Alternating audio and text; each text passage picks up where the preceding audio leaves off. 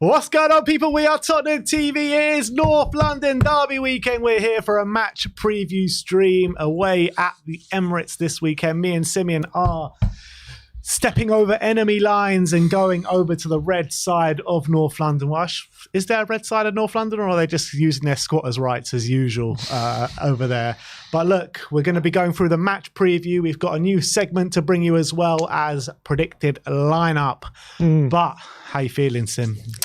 Look, the pre-match nerves are definitely starting to settle in. I always hate the 48 hours before North London Derby, because the anticipation is just like, you just get so nervous of what might happen. There's that excitement of what could be. You know, that we're playing so well at the moment. There's no reason we shouldn't go into this game full of confidence that we can go there and get a result and really play our football. But at the end of the day, we've seen it before where we've had good starts, then we come up against a better team and we come unstuck. And as well, Nuno won his first 3 games. Then I think it was his 5th game. I think we lost to Palace, and then his 5th game was Arsenal. We ended up getting absolutely turned over in that game. Last season, I think our last season was our first loss of the season at the Emirates as well. I think when we went there after first loss of the season against 8 Palace? games. Oh no, that was the Nuno. I'm saying last season. Yeah. We actually started the season with 5 wins and 2 draws, and then we went to the Emirates and got turned over as well. So there is a kind of thing we've seen this before. Did you want to go into a bit of a trepidation? But obviously there's a big difference. Last year we went into it in good form, but we weren't playing well. We were just getting results. This season we're playing very good football, and I really believe as well the way we play should be pretty well adapted to counteracting what Arsenal are going to give to us and how they play. But then again, the way we play could play into Arsenal's hands as well. So it's going to be a very, very interesting tactical battle. I'm sure it's going to be an open game of football full of chances. And at the end of the day, the home team usually wins in this fixture. So you go into this game I guess not certain that we're going to go there get a result, but I'm genuinely excited. I'm not going to this game nervous. Whatever happens, I'm sure we're going to make a good account of ourselves. And even if we do end up losing, I'm not going to end up losing all hope. And in terms of last season, I felt like this game was a bigger indication of where teams were kind of aiming for, because we went into the season thinking we could really challenge for big things last season, and obviously this game at the Emirates really, I think, was a reality check of where we actually were, I think, going last season. But this season a bit different. Even if we were to lose this game, I still am going to be very happy and excited about the season to come. Yeah, absolutely. And I was saying to you before off air, saying that even if we do lose this game, but we show fight, we show the ethos of what we've been doing so far this season and have a good game, but lose out, we're not going to be too angry. And the way I'm thinking about this game, obviously you never want to lose a game like this. You never want to lose to Arsenal, and it's like a disastrous result every time you do lose to Arsenal. But the way I'm kind of coming into this game and thinking about it is kind of a free hit in a way, because if we lose, it's just what everyone's expecting us to do. If we go there and win or draw, then I think it's a major result and a major coup, having seen what both clubs have done over the past 12 months.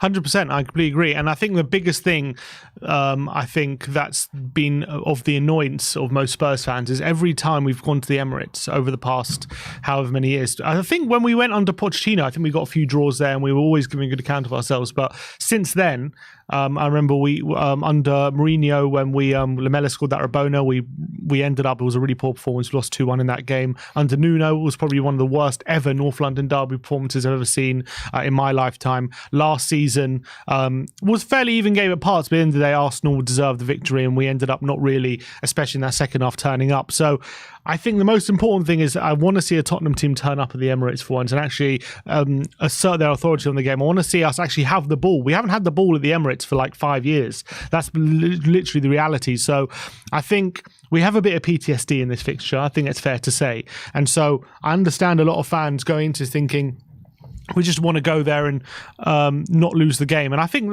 if we come away with at least a point, it's a great result. But I am genuinely excited about us actually going there, playing attacking football and seeing what we can do. Because I do think Arsenal at home have defensively have been vulnerable, even in the last 6 months. Yeah. I don't think they've kept a clean sheet at home. So I think there's definitely reason for us to go there and think we can definitely go there and create chances and score some goals. But at least I'm hoping we're not going to be going there just sitting back for 90 minutes and waiting to be beaten like we have been. Yeah, absolutely. It's a weird one going into it because usually Arsenal are so much better than home than they are away from home. And going into this one, it seems as though they're like much better away from home than they are at home. And they seem to like just concede goals within the first 5 minutes of every home game. And I can see that happening again, to be honest, this weekend. I think Spurs are going to start off at 100 miles an hour. I can really see us putting them under pressure in the early stages of the game and going 1-0 up. But I think it's how we respond after that. And I think Arsenal will come out firing after we do score. And it's about how we can hold them off after that. And do you really think like we can hold off with our defence what they're going to throw at us? It's difficult to say because we haven't really seen this defence being put under constant pressure overnight, like over a significant period of time, apart from maybe Man United, where United did create quite a few chances early in that game, and that was kind of a worrying period. So you would say probably the only time we faced a good team, I wouldn't say our defence crumbled, but I would say definitely there was gaps and definitely those things you would say that you'd be worried about when it comes to like crosses in the box and things like that, which we have struggled a bit to deal with. But I think majority of the time this season, we've been the team in the ascendancy, we've been the team dominating. So we haven't seen this team come up against another team who may be better at keeping the ball than we are. And maybe we're going to have some answers to the questions they're going to pose rather than vice versa. So do I think we can hold off Arsenal with the pressure they're going to be putting us under? I don't think it's going to be. I don't think Arsenal are going to be making like loads and loads of like clear-cut chances against us, but I do see them having lots of attempts on goal, lots of periods where they're in around our penalty area and we have to hold solid. And it's tough to say because we haven't seen it, so I don't know. I can't really say no. The only evidence I would say from Man United is maybe it will be difficult for us to hold them off when they do pass under pressure. So it's definitely something to be worried about. But it's going to be an interesting tactical battle because I do think it's going to be a battle for control of the ball. It really will be. I don't think it's a foregone conclusion either way who will get that control. And it's about on the pitch who basically seizes that opportunity. And I'm kind of confident that we can do that. I kind of get the feeling like there's just going to be so many chances at both ends. I think it's going to be a crazy game of football. I do feel like there's going to be a lot of goals in this game.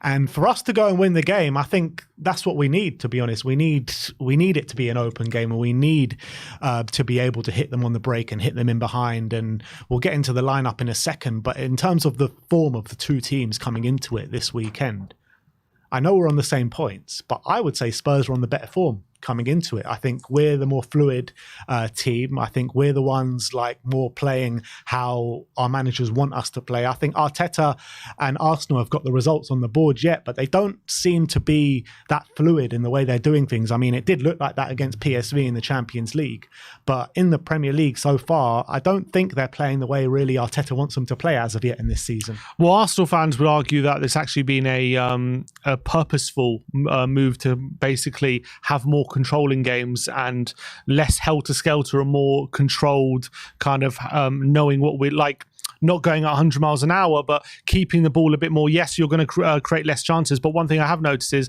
they seem to be conceding a few less chances as well, and they do seem to be a bit more defensively solid. So as much as they don't seem their fluid best, they do seem to have still maintaining control in those games, and they're looking a bit more like what Man City sometimes like. Maybe with, I think Man City still play a bit of the better football, but in terms of just slowing the game down, maintaining control, keeping the ball, and then using your quality in the final third when you get in those areas, Arsenal still seem to have that. So I wouldn't take the fact that they've been a bit slower. I wouldn't go to say that they've been poor, because I don't think they have been, but they definitely haven't been playing the football they were last season. They definitely look less like fresh and exciting and intense. They don't seem to be getting the same amount of chances they were definitely last season, where they were scoring a lot more goals. But I definitely have noticed that defensively, maybe not well. I think defensively, apart from maybe the Fulham game, they have seemed to tighten up quite a bit more from last season. I think their XG against is one of the lowest in the league at the start of the season. When you compare to ours, I think our defence has also been good, but we're definitely conceding more chances than Arsenal are at the moment, albeit I think we're probably creating a bit more. So I think we're looking better on the ball than them at the moment. But I would say in terms of control of games, Arsenal are still looking fairly solid. Yeah, you say that, but Arsenal fans keep saying to us that you haven't been tested tested yet. You've had a favourable start to the season and blah, blah, blah. But, look at Arsenal's start to the season. Have they really been tested yet? They've played Manchester United. We've played Manchester United, both at home. They've had more home games. We've had more away games. And the teams that they've faced, Fulham at home, you expect them to win. They didn't win. Nottingham Forest at home, where on another day, if they came up against better quality, I think another team get back into that game later on in the game. So have Arsenal really been tested that much this season? Everton away, Everton provided nothing. Crystal Palace away is a difficult game, and they did well to finish that game 1-0 where Palace had their chance in the game. So I don't know. Have Arsenal really been tested this season? As much as Spurs have been tested, I would agree. I don't think they're similar start. I wouldn't say Arsenal have had a tough start to the season. Just like I wouldn't say Spurs have had a tough start as well. So, we faced a team like Brentford as well. They haven't maybe faced a team like that yet, apart from Man United. So, I do agree with that assessment. Obviously, Fulham I expect to be in a relegation bout. Everton I expect to be down there near the bottom as well this season. Nottingham Forest, to be fair, solid team, but they just about go over the line. Palace are a solid team. So they've had I think they've had a good start to season results wise. I wouldn't say they've had the toughest test, but they've still been getting the results. And I don't think. I've never really been. I've learned apart all the games they've played and they've won. I haven't come away from those games thinking they've been lucky. I think they've deserved most of the wins. Apart from maybe the Man United game, I thought they were luckier to get the win than we were, in my opinion. Albeit Man United did have some chances in the first half against us. I felt like that in terms of how the flow of the game went. I think we were.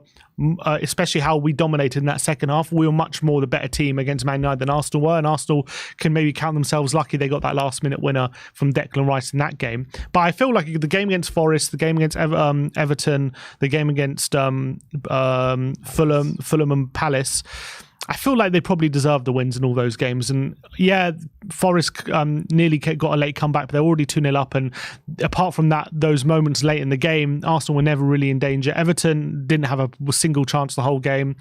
Palace, apart from a couple half chances, never really felt like they were ever going to get an equaliser. So I did feel like they probably deserved those victories in those games. But then when you assess it, right, and it's funny you bring up the Manchester United game because that's the only game that they won by 2 goals. Every other game that they've won has only been by the single goal. Every game that we've won, bar the last game against Sheffield United, we've won by 2 clear goals. Does that give you any sort of indication of the way they're attacking at the moment? I think so. I think they're not as fluid, and I think they're feeling their way into the season. We have seen it with good teams before, like Man City. They don't start the season that well, but they still kind of get results before they really get going second half of the season. Not to say that Arsenal are going to do that, but I'm just saying we can't write it off just because they're having this kind of start to the season that they're not playing well. I still think they're playing in a controlled manner, but I agree with you. I think if it comes to a case of who can be more fluid in possession and who can create more chances, maybe Tottenham are in the ascendancy in that factor because we're looking more confident, we're looking sharper, and I actually believe we'll get into the tactical battles later on in the video, but I really think where there are some things in this game that we are on the pitch right now that we're looking more confident, we're doing better at. If, for example, opening out space through ball carrying and things like that. Arsenal seem to be more looking to control by passing the ball, having a lot more passes and just keeping the ball, keeping possession, keeping things simple. And then when they find the opportunities to kind of try and open up the opposition, they're going for it. Whereas Tottenham, I feel like, are trying to create openings at every single moment, and we're trying to open up space through a lot more through dribbling and ball carrying ability.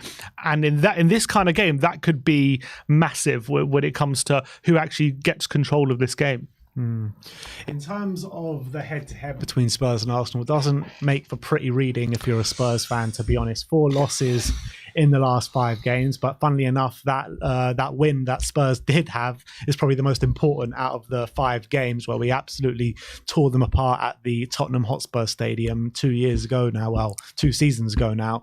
But I mean, we've just been in disarray in this time, and I think the difference between now and then is actually we've got a clear way of playing now. We're back to our roots. We're back to our DNA, and things are starting to look like like positive for the first time in many years in the Spurs shirt. I think, yeah, obviously the game plan for the past few times we've been to the Emirates has always been, can we contain them and hit them on the counter attack? And it's always going to be about how quickly we can make those transitions happen, where we can win the ball and where we can hit them in behind. It's not going to be like that in this game. This is going to be. We're not going to be so interested in stopping Arsenal from playing, albeit I'm sure we'll try. It's not going to. The game plan isn't going to be, let's try and stop Arsenal from playing and then try and basically pick up the pieces when we get the opportunity to get forward and try and basically hurt them. It's going to be, we're going to be trying to dominate and we're going to be trying to hurt them as much as possible. And Arsenal, we're just going to try and prevent Arsenal as much as possible from having the good quality chances. But we know they will have, because we're going to be committing risk, but so will they. And it's going to be about who can be more clinical today, who can have more quality. And it's going to be a very different game, I think, from the previous trips to the Emirates or the previous North London derbies, because I feel like we've always gone into those games with a bit of fear of what Arsenal can do, more than confident of what we're able to do. Always when we're doing these previews in previous North London derbies, it was always about how compact we can be, how solid we can be, and where can we hurt them on the counter, where will the space be. But this is going to be very different. It's always going to be, how much can we get Maddison on the ball, how much can we dominate the ball, what can Basuma do in midfield, can he win that midfield battle? That's what it's going to be more about than containing Arsenal, and that's the most exciting thing. And look, at the end of the day, then maybe we will get completely undone and maybe we'll get battered by Arsenal. But what I want to see is Tottenham trying to play their type of football and trying to not just contain Arsenal, but bloody their noses as well, and actually try and dominate the ball and try and frustrate them with our possession as well. And that's what I'm excited to see. So as much as the form has been bad, I don't think it's going to have any bearing as to how this game is going to go. And also, like, since the beginning of last season, because of how good Arsenal have been, not many teams go and try and play their football against Arsenal. Everyone's trying to stop them and stop what they're doing. And actually, I actually think, like, when you see teams going and pressing Arsenal and going and harassing Arsenal and going and being, they don't like that. They don't like that at all. And I think that's exactly what Spurs are going to do. They're going to try and press high up. And I think we can force them into making mistakes out of that back line, especially through the likes of Gabriel and Zinchenko. I know Zinchenko has got top quality on the ball, but defensively, he ain't the best left back. And I think that's the key areas which we need to target. But in terms of Arsenal's ones to watch, obviously, we've got Bukayo Saka and Martin Odegaard there. Saka has started the season well in terms of numbers, but I don't think he's actually started the season well in terms of performance. Odegaard, I think, has been very central and pretty much picked up where he's left off last season. I think he's been brilliant this season. But have you noticed that with Saka?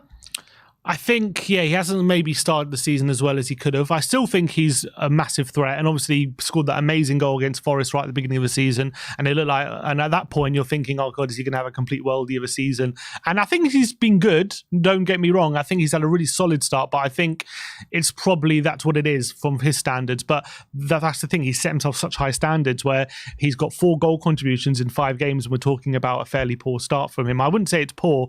I would say he just hasn't got maybe to the levels that he was last season. But I think I looked at it when I was looking at the tactical battles. The underlying numbers are still very strong for Saka. So I would still say he's probably getting more attention than he was last season. Maybe more teams are doubling up on him, recognising that threat, but he's still coming up with the goal contributions. He's still making an impact in games. So if I was an Arsenal fan, I'm not worried about Saka at all at the moment. Odegaard as well, playing very, very well. Hasn't maybe created as many chances as he did, as he was last season, but he's still providing that goal threat. And when it comes to like the build-up play, he's still as effective as ever. So they're 2 players who they're just playing out of their skin at the moment, to be honest. Yeah.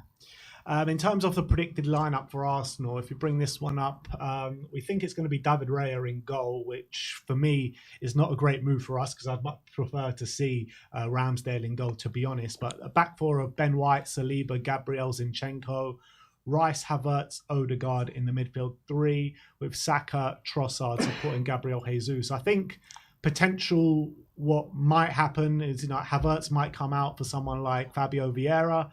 But apart from that, I think it's pretty much that lineup is probably going to be signed, sealed and delivered. But in terms of that on the pitch, I mean, the key battles, obviously Rice against Bissouma, Saka against Destiny Udogie. How do you envisage that battle between Saka and Destiny going? I think if there is any fullback in the league who can keep up physically with strength and pace with Saka, I think it is Destiny. So I actually see him not having an easy time, but I can see him not getting completely done by Bukayo Saka. I see Saka having a bit of trouble trying to get round him, but it's all going to be about how quickly Udogie can basically get back into his position defensively and not get caught out, and how quickly Arsenal can find Saka in that space. And if they can find him very quickly and catch us off guard, then it's going to be a lot more difficult for us to contain him. But if we can slow down Arsenal's attacks and make sure we're in our defensive formation, I do envisage that Udogie can not have him in his pocket. I'll be very surprised if Saka's not able to find some moments of quality where he's able to dig out crosses or have some shots on goal. But I think he's going to be able to, more than most fullbacks in the Premier League, compete physically with Saka, which is the main thing. I think Saka, when he comes up against most fullbacks in the Premier League, I think a lot of the time he's got the beating of them when it comes to pace and trickery, and he's got the beating of them physically. He's a lot stronger than people give him credit for, Saka. He's very good at holding off his defender and outmuscling them. But I think physically he's got his work cut out when it comes to destiny, and I've got some stats later on to show why as well. In terms of the Spurs defence going into it, the last couple of times at the Emirates, obviously Eric Dyer's been there, Hugo Lloris has been there, bad mistakes from the back line, and also just Hugo Lloris pretty much just throwing it into his own net. With Vicario coming in now, and he's showed top levels of shot stopping so far this season, and a settled kind of pairing of Romero and Van de Ven, what kind of difference do you think that can make? Massive, because if you remember, even last season, how the games went, the games were actually fairly tight up until two howlers from Lloris on both occasions. At the Emirates, we were drawing 1-1.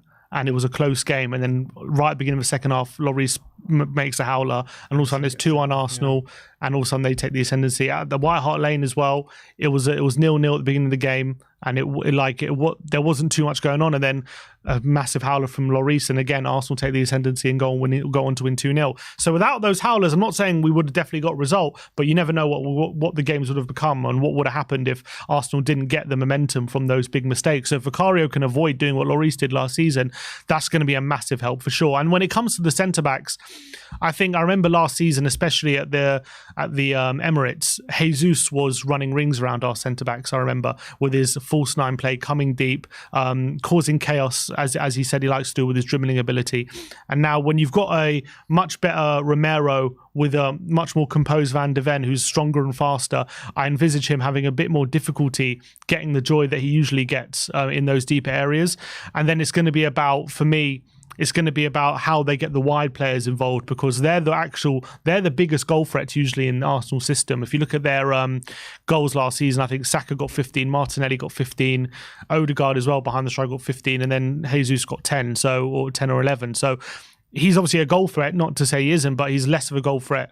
He's more in terms of the build-up. The wide players are the biggest goal threat for them. So I think a big battle is going to be how our fullbacks can contain their wingers, and if they can basically stand up and not get completely done. Because I think that's where Arsenal get a lot of joy in the Premier League. They isolate the fullbacks and their two wingers. Obviously, it doesn't look like it's going to be Martinelli in this game, but it still might be. He's going to have a late test, I guess. But they're two of the best wingers in the league when it comes to one-on-one dribbling. They're that elite. They're so good.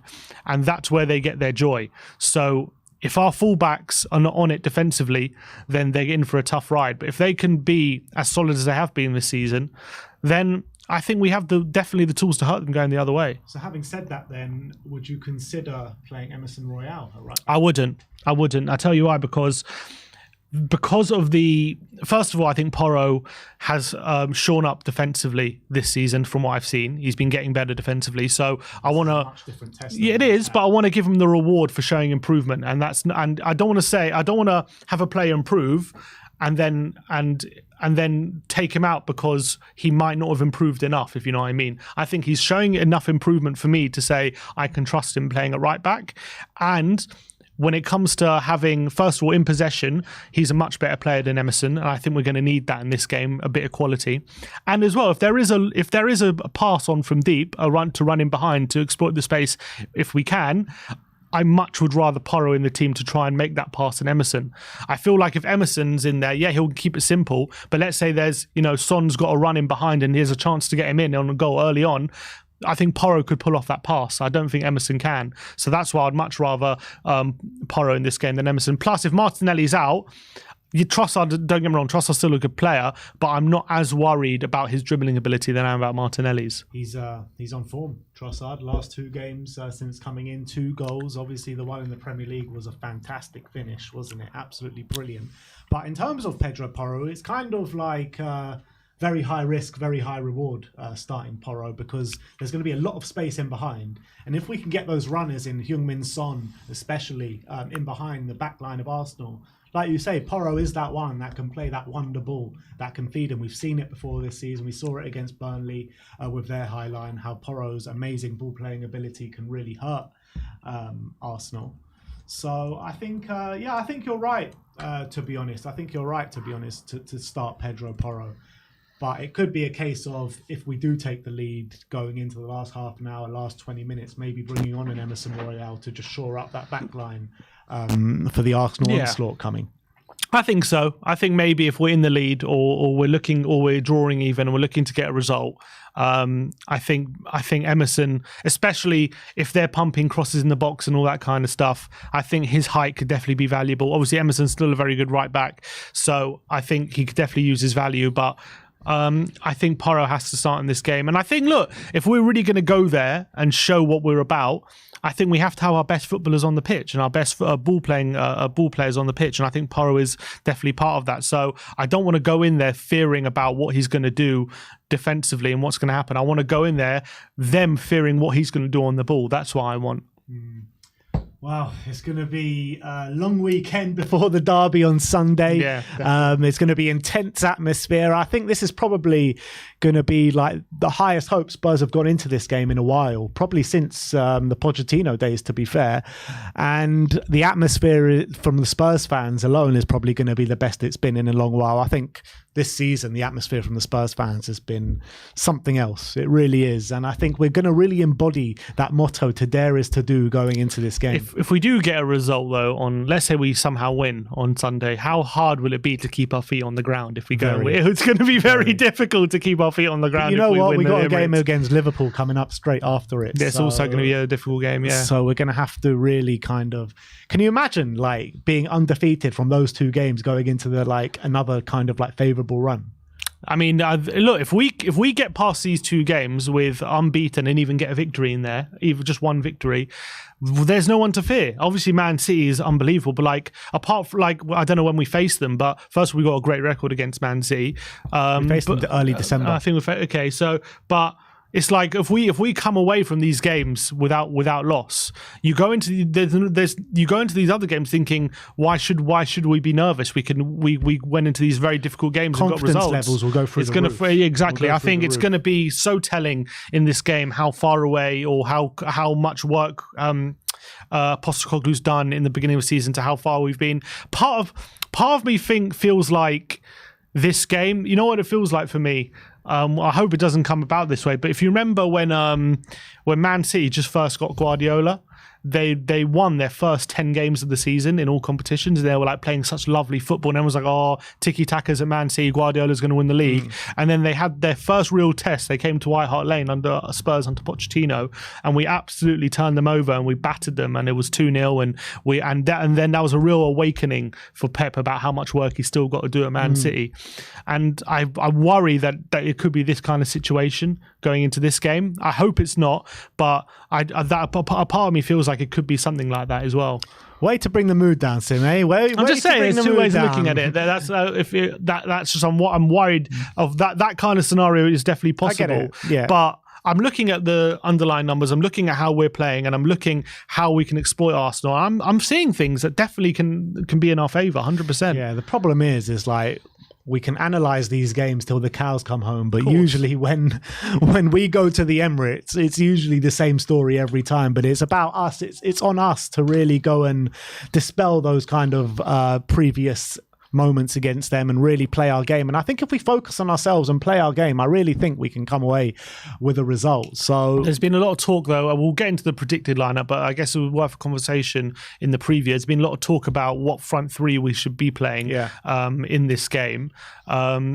obviously there's the front three that's been in our last 2 games, Solomon, Son and Kulusevski. We've scored 7 goals in our last 2 games. They've been pretty good when starting together, and I envisage that Postecoglou will probably go unchanged. I don't think he's going to change it up just for this fixture, but there are definitely arguments to bring in Brennan Johnson on the right hand side or the left hand side with his pace in behind. There are arguments as well, maybe do we want the shithousery or the physicality of Richarlison in this team as well to maybe cause Arsenal more problems with Richarlison as well coming off the bench and scoring.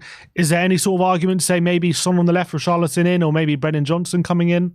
I personally would really like to see Brennan Johnson start this game. I think the attributes that he has, the skill set that he has, are exactly the skill set we need to combat the Arsenal high line. Imagine his pace and Heung-min Son's pace, who are both like kind of demons playing in behind the defence. I think we should have that dual threat of both of them coming into this game and starting from the off and really giving them something proper to think about going the other way. Because if we have one of them, then yeah, that's great. But 2 of them would be unbelievable in my opinion. And I would love to see, whether it be Kulusevski on the right or on the left, I don't really mind at this stage, but I want to see Kulusevski, Brennan Johnson, Heung-min Son starting as the front 3. Yeah, I think part of me wants... I think I want Johnson to start because I think that dual threat of running in behind that searing pace is going to really threaten the life out of Arsenal. I think if we were to start with Solomon Kulusevski, they offered 2 different kinds of threats, but they're definitely more ball to feet players than Johnson. He's definitely more of a running behind. I'm going to be a willing runner for the team, and I'm going to be creating space in that way. And he's got the pace as well. If you give him a large space to run into, he could definitely try and exploit that. I definitely would want one of Solomon or Kulusevski in the team though, just because I think it's important not to have every player in that front line just be a running behind player. You need to have a player who's able to take the ball into feet and challenge the fullbacks with their dribbling ability and have a bit of physicality as well. So that's why I want Kulusevski in the team. But I think tactically it makes the most sense to have Brennan Johnson in the team. But it is very harsh to drop one of Kulusevski or Solomon given the form that they've shown in the last 2 games. So I wonder what he will do. Well, if it comes to Richarlison, I think I wouldn't start him in this game. I think it's a kind of sub where if we're maybe losing and we're starting to get to a stage where we're pumping crosses in the box, he can be a late change to bring on and give a different threat, but I don't think I would start him. But you know what you're saying about Solomon, that it would be harsh, but this is the reality of being at a big club. Having different options and having different options that suit different games, horses for courses and all that. And I think like with the threat that Brennan Johnson holds and Heung-min Son hold in behind, exactly with the way Arsenal are going to play, we need to play the best skill set of players that can hurt Arsenal the most. And I think, there will be other games where Manor Solomon will probably have the skill set to hurt a different style of team. So like a team that has a low block, for instance, like Sheffield United, I'd prefer to have Solomon there than probably a Brennan Johnson. So I think like you got to play for the team that you're playing against. And yes, Ange has got to be ruthless in a sense of just because you played well the last game, it doesn't mean your skill set is going to be the best skill set to have in the next game. And that's what a lot of the best managers do, don't they? Especially that's what Fergie, I thought that was one of his best attributes. He really picked the best team for that game, regardless of form. I remember there was one game, I think Berbatov got golden boot in a season and he left him out the whole squad of the Champions League final because he didn't feel like he's going to be suited for this game. So I agree with you. I think if Ange is ruthless, I think Johnson comes in. Is there a case to say Johnson central, Son on the left and Kulu on the right? I think look, there is a case to say that, but for me, I think those 3 should be extremely fluid. We need to keep them guessing for pretty much the whole game. So I want to see, let's say Kulusevski starts on the right, Johnson starts on the left, Son starts through the middle. They could be swapping and changing throughout the whole game just to keep them guessing throughout the whole game. Because I think Kulusevski can play on the left. I think Johnson can play on the left. Sonny can play on the left and they can all play on the right. Apart from Kulusevski, I think Johnson and Son can have time in the middle as well. So I don't think it should be kind of married to a specific position throughout the game. I think they should be completely fluid throughout the whole game. Yeah, I would like to see that. And I think we're pretty good at that. it's the players seem fluid, but it's not necessarily the positions are fluid. The positions are set, but who's in those positions seems to change a lot throughout the game, and I would like to see that as well in the front three. But it's going to be very interesting come the lineup what he does end up going with. I do anticipate him probably sticking with the front three, but if we do see the lineup and Johnson's in there, I'll be thinking, okay, he's got a plan for today, and I'll be very excited. And I think like if he does do that, that tells me as well, like, come on, this guy is a ruthless manager and he's very tactically aware about the opposition and the ways that we can hurt them as well, in my opinion. So look, that is the match preview. Score prediction, you sticking with it? I said 3-2 Spurs, and I'm going to stick with it. Come on, we're going to the Emirates and taking 3 points, people. I'm going to go for 2-1 to Spurs. I do think like there's going to be just so many chances, and I kind of do feel like there will be more than 3 goals in this game, but I am just going to stick with my original prediction and go for 2-1. And I'm going to say that Spurs get an early goal in this. Arsenal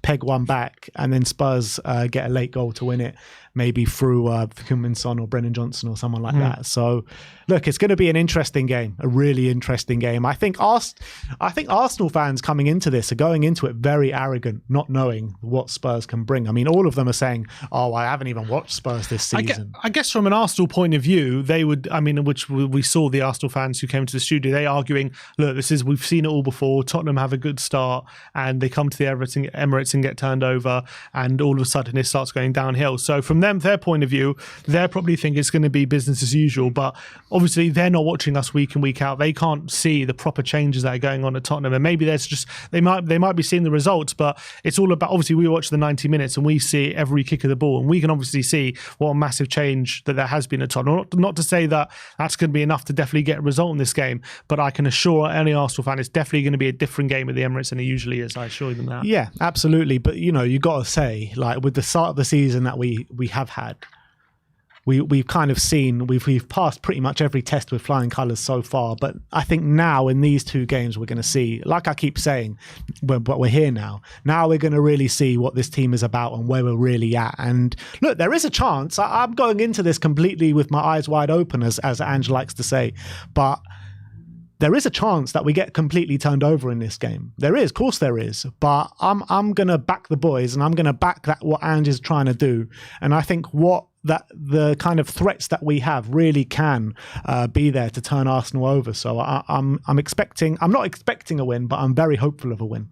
What about physically, like set pieces and stuff? I'm trying to think who might have the advantage there, because Arsenal are fairly decent from their corners, aren't they? They've scored a lot of corners in the past year. Yeah, that's one of our weaknesses. We've got Mickey van der Ven now, who is not, look, let's be honest, he's not the best aerially, but he can be. He's very strong and he's very tall, so I don't understand why he's not the best aerially. What surprised me was I saw a stat the other day when it said the average height of the team throughout the Premier League, and Tottenham was second. Yeah. And that surprised me, because I'm looking at our team and I'm like, we got Porro, we got Solomon, we got Son, we got Maddison. Romero is not the tallest for a centre back, so like I'm comparing like Arsenal, like Gabriel, Saliba, White, they're all pretty tall. So I was thinking, how do we have the second highest in the league? But I think Fraser Forster. Yeah, Forster. I guess Forster counts. You got Vicario. How tall's Udogie? Is he 6 foot? I think Udogie's fairly tall as well. Basuma's probably tall. I don't even think Basuma's that tall, is he? Is he 6 foot now? I'm not sure. I think Sarr might be fairly tall. Sarr is tall, yeah. I think Kulusevski's over 6 foot. Yeah. So we do have some height. So hopefully that's something we can overcome. But that is something that I'm worried about. Hopefully we don't give away too many stupid set pieces, because I don't want to give them that opportunity. Well, I think what's really important for us this game is Bissouma. If Bissouma has a good game, and if Bissouma plays like he has been doing all season and just controls that midfield and shows up every midfielder that he comes up against, because like he basically against Manchester United, Casemiro just was irrelevant in that game, because Bissouma just basically just dribbled past him pretty much every time. If he can do that to Declan Rice in this game, like, I think that gives us a massive advantage. Absolutely. I completely agree. And I think it really would help Tottenham if Bissouma can use that ball carrying ability that he has been showing this season. That would really help open up the space. It would draw attention towards him as well. And if that happens, then it should open up space for the likes of Maddison to operate in between the lines and pick up the ball in more dangerous areas. And that's where it could be the difference, because if Rice can't show the ball carrying ability ability that Basuma has been doing, I could anticipate that Odegaard could be a bit quieter than what Maddison is, if that is the case. So that is one battle I'm definitely looking forward to. Yeah, and Basuma has previous of playing really well against Arsenal as well for Brighton. So I mean, look, just if he brings his A game, I think that just gives us such an advantage, to be honest, Basuma. And it'll just because of what Arsenal fans have been saying to us as well over the last week, it'll be so like sweet. completely disregarding Basuma like he's just some average They said player. he's been all right. They said he's know been what I all mean? right. It's I'm like you what haven't are watched it if you chatting think he's about? been all right. Come on. It's unbelievable. He's been all right. I mean, he basically, like I keep saying, like Rice can only dream of having the ball carrying ability that Basuma brings to a football game. But look, that is our match preview. I want to know in the comment section below what your thoughts are on the game. Do you think that we can go to the Emirates and take all 3 points? But let's move on to our next segment. We're going to look at 5 key battles on the pitch that between Spurs and Arsenal. First up, we're going to be looking at the defending of Basuma and Rice. So no, this is just a general comparison of Basuma and Rice in a tactical battle. And basically, why I think this is a key battle in the game is because they're both playing in the number 6 position, right? Arsenal and Spurs generally actually play fairly similarly, apart from Spurs like to have 2 inverted fullbacks. Arsenal generally have the 1 inverted fullback. But how they approach the play, how they build up, and how they kind of like to play their football is fairly similar. So a lot of the differences in the game is going to come down to a bit of individual quality, who has a bit more confidence in the midfield, who can beat players more than the opposition when it comes to their ball carrying ability.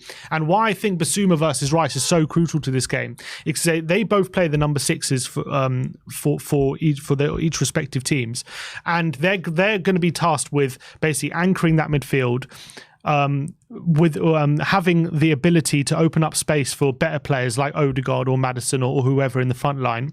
And they're going to be tasked with basically shutting out the opposition with their ability to cover space and make tackles, interceptions. But if we can have Basuma have that ball carrying ability in that central midfield, it's going to be like having an extra player in that final third, essentially. Whereas Rice, he's much more of an anchor. He doesn't get involved in that play up the pitch as much. And what Basuma is so great at is he takes players out of the game when he has that ball carrying ability, and that could be a big difference. So if we're comparing some of the stats this season, why it's so crucial this season, the comparison. So if we look at we'll look at their possession first. Look at the possession. So this is Basuma versus Rice this season on the pitch. Just establishing what kind of a difference there is between the two. Progressive carries, Basuma's got 19, Rice has got 8. Progressive carries into the final third, Basuma 14, Rice 6. Progressive carries into the penalty area, Basuma's got 6 and Rice has got 0. However, there is a caveat: the amount of times they get dispossessed, Basuma 12, Rice 1. So what I'm seeing from this is Basuma's taking a lot more risk. He's getting a lot more reward, but Rice is clearly a lot more controlled. He's making sure he's not losing possession.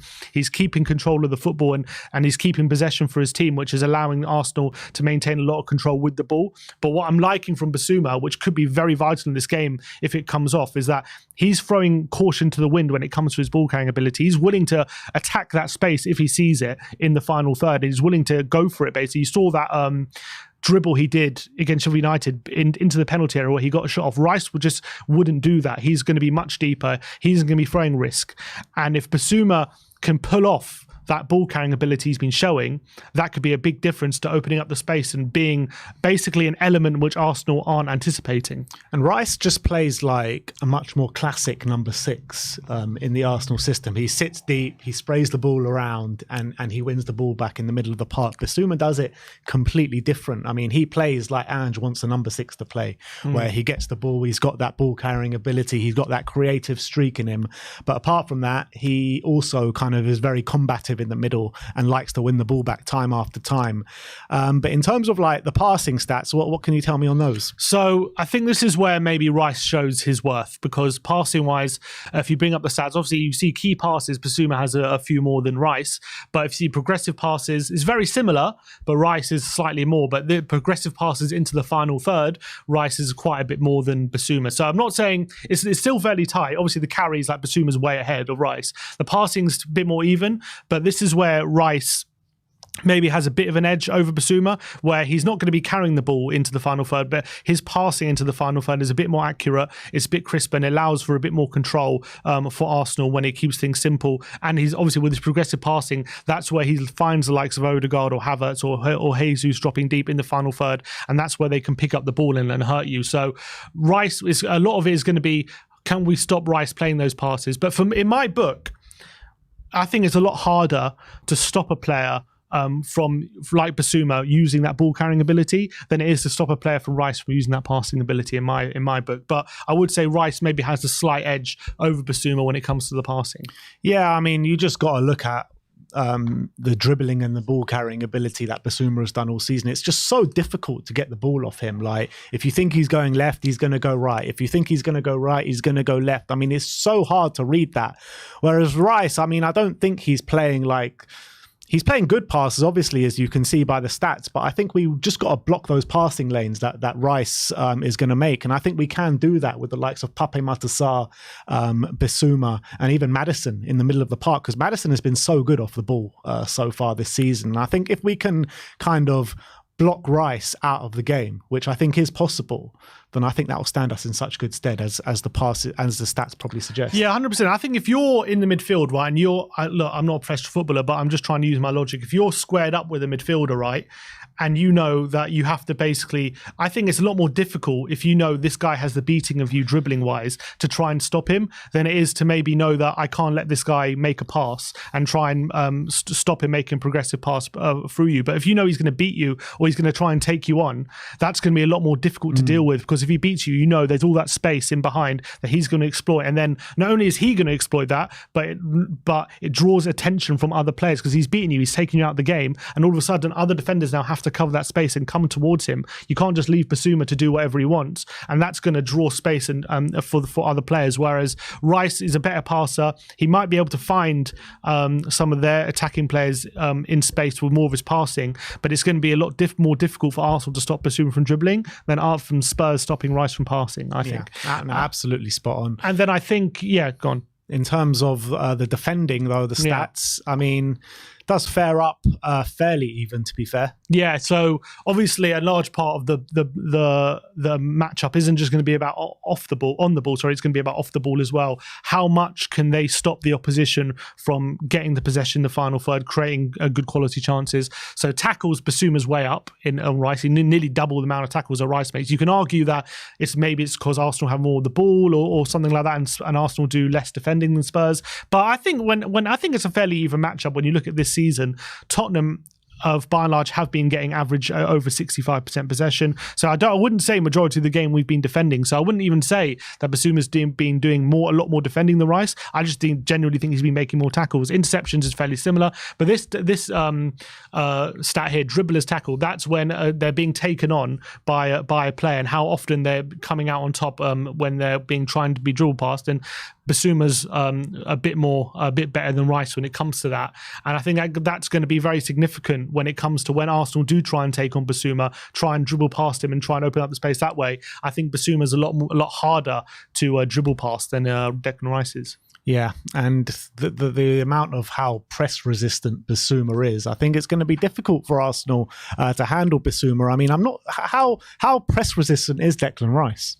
I think he's press resistant in the sense that he rarely gives the ball away when he receives it. He very often is able to find a teammate and find a solution, but he's not press resistant in the same way that Basuma is. So Basuma can get the ball with someone on his back and he can spin them and exploit the space. Rice is more likely to find a little flick pass or pass it back to his defender and not give the ball away, and that allows you to keep possession. But he's not going to be like Basuma where he's really exploiting the space in behind and actually committing players. So I think that's the big difference between how press resistant they are. I would say Rice is fairly press resistant. I wouldn't say he gives the ball away a lot, but he's not press resistant in an effective way that's going to get you up the pitch like Basuma is. So I think it's safe to say that Basuma is going to be eating some rice on Sunday night. That's for sure. Exactly. He's going to have a nice little curry with some rice. But in terms of the next matchup, we're going to look at Maddison against Odegaard. So let's go through these stats. Yeah, so obviously this is going to be another key matchup because these are the two of the main creative hubs in both teams, and I think both players are going to during the game be able to find some joy in and around the penalty area. It's going to be about who can make the most of what they have in possession, I think, and I actually envisage, as I said before, that Bissouma could the way he plays could open up more space for the likes of James Maddison than maybe Odegaard might get, but it's all going to be about what they can do on the pitch. So obviously this is the stats from this season. Key passes, Maddison 14-5. So he's been making a lot more key passes so far than Odegaard. Passes into the final third though, Odegaard slightly ahead, 27-26. Progressive passes, 57-46. And that shows that I think that's a consequence of Maddison coming a lot deeper and joining up the build-up play and getting involved in the midfield third, maybe a bit more involved than Odegaard, who's maybe staying a bit higher up the pitch than Maddison is in general, which makes it even more impressive that Maddison still getting these creative numbers even when coming deeper. Take-ons, Maddison completed 10 of his 17 attempts, Odegaard 8 of his 12. So Maddison attempts more, maybe gets dispossessed a bit more, but is got few more successful take-ons. But Odegaard seems a bit more effective when he does attempt to take on.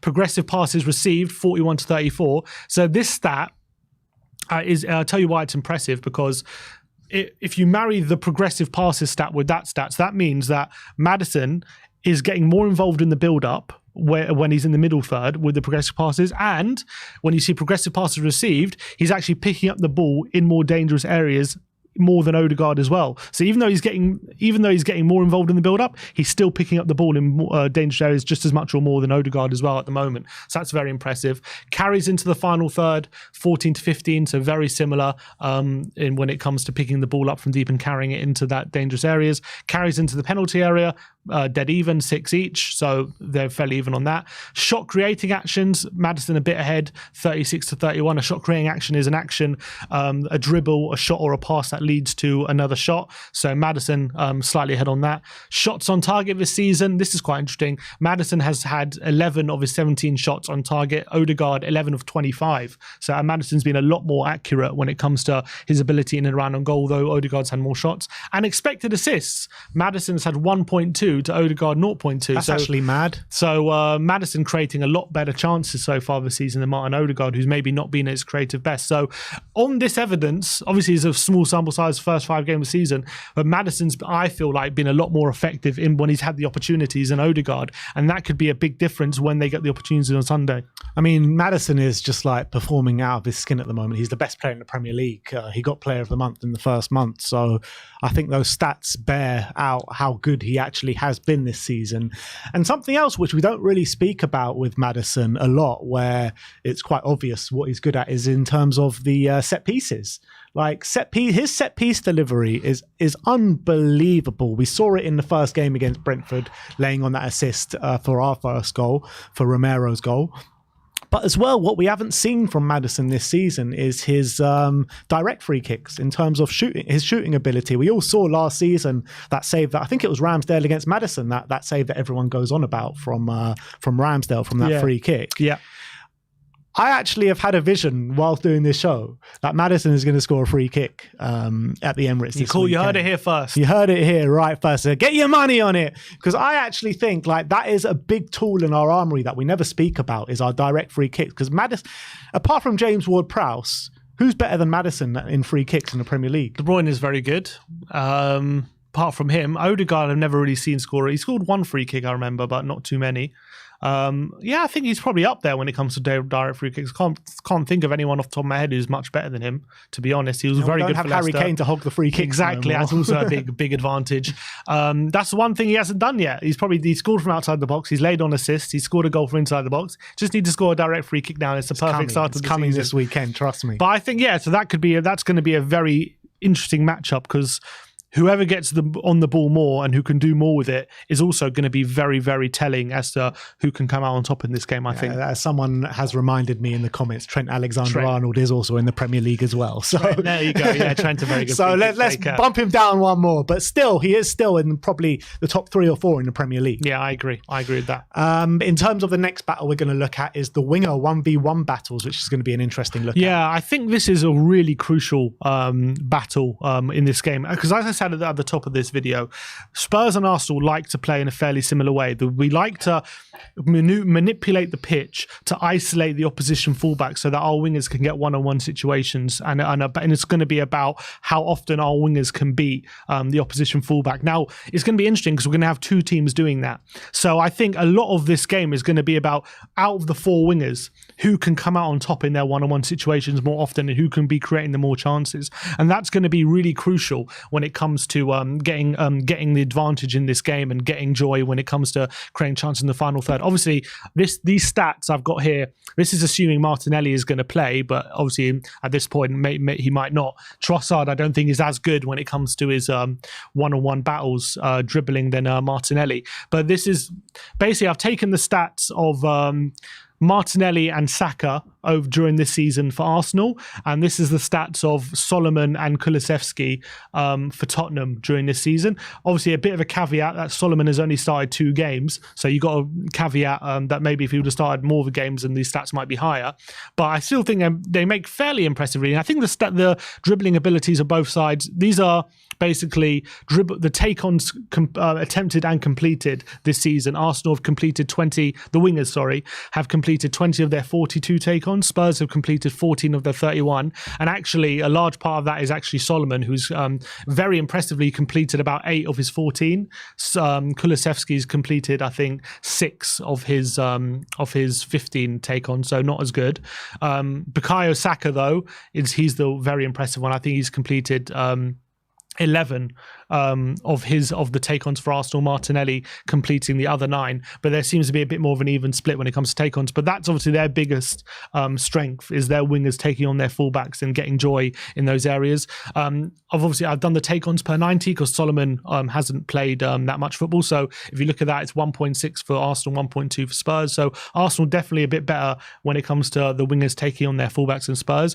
But when it comes to carries into the penalty area, so this is a winger's ability to get the ball and bring it into the penalty area and cause trouble in that way. Spurs slightly ahead, and 23 to 22. And actually, 17 of those 23 is Kulusevski, who actually tops the Premier League for carries in the penalty area. So that's a massive threat that he can bring, even though maybe when he's taking someone on, he's not as good as beating them, but he's very good at forcing the fullback backwards and into the penalty area and creating opportunities. Arsenal obviously still very good. Key passes, 22 to 21 in Arsenal's favour, albeit again, Solomon's only started 2 games and he's actually completed, I think it was 9 key passes in 2 games, which is very impressive. Kulusevski has got 12 key passes, so also quite a good total. But Arsenal as well, just slightly ahead with Saka, Martinelli. Shot creating actions, Spurs slightly ahead, 46 to 41, which is even more impressive considering Solomon has only started 2 games. The last stat I've got here as well, I think is quite crucial. And this is, I've taken the stats of White, Zinchenko, and Porro and Udogie, and this is how many times they've been able to tackle their opposition wingers when they've been dribbled at. And what I've actually noticed is Arsenal's fullbacks are not very good when it comes to tackling their dribblers. So White has only made 1 of 7 attempted tackles when it comes to dribblers, and Zinchenko's only attempted 2 tackles on dribblers and only got 1 of them. So he's not very good when it comes to tackling his fullback. Whereas you look at Spurs, we're actually quite strong, 11 of the 18, and Udogie has completed 4 of his 5 attempted tackles when against dribblers, and Pedro Porro has completed 7 of 13 when he's been taken on. So I guess my point is, when the Arsenal versus Spurs, when it comes to dribbling, are fairly even, but when it comes to the fullbacks, Spurs seem to have better fullbacks when it comes to being taken on dribbling, so that could be a big advantage in this game. I'm surprised by that Ben White stat, to be honest, because I thought he was always a good one-on-one defender, to be honest. So I was kind of looking at it like saying we really need to target that left-hand side of Arsenal and get our best dribbler basically on the right-hand side to target Zinchenko, because he sometimes does get lost in the middle of the park, and defensively he's not the best. And I noticed last season, at the back end of the season, when they were going for the title, Zinchenko let them down time and time again defensively. And I thought that was a real key area to target, but maybe we can carry that dual threat and target both sides. We saw, obviously we don't have a player like Rashford, but you saw how Rashford gave him a really tough time when he played at the Emirates, didn't he? It wasn't just the goal, but there was a few instances as well where he was able to get to the byline and beat Ben White. So I think Ben White... Is that a case to play Sonny on the left then? I don't know. I think the reason I'd keep Solomon there is I actually think Solomon's a better dribbler than Son. So I think I really want Son to be that threat centrally in behind, because if he gets a one-on-one, he's going to take it. And I think he's going to be looking for that one-on-one every time and for that pass in behind. So I think we got to keep him centrally. I don't want him out wide where he's going to be forced to create chances and beat players, where I'm sure he can get some joy, but I think where he's most effective is centrally, and I want him there in this game. So that's why I'd keep him there. And Solomon, to be fair, the stats bear out that he's been very good at dribbling so far this season. So if he's going to start, I want to give him the opportunity to take on Ben White. So, but I think that's quite interesting. The fact that our defenders seem to be better when they're being taken on by wingers than their defenders, and that could, as much as their dribblers might be better dribblers than our wingers, the fact that our defenders might be better could be the difference as well. Yeah, and imagine like we do start off with what we've played so far, like the options off the bench we can have with Richarlison, who came on and made a massive difference against Sheffield United, and Brennan Johnson as well. When he came on against Sheffield United, he looked so sharp, didn't he? He was getting in behind, he got a shot off, lovely finish for the offside goal as well, which was just offside. So I mean, we got really good options to come off the bench. I mean, do Arsenal have like those same options in the attacking areas? To come off the bench, they've got I guess Nketiah, they've got maybe Fabio Vera or Havertz to come on. Obviously Trossard looks like he's going to start, but obviously he would have been an option to come on. Maybe Reece Nelson.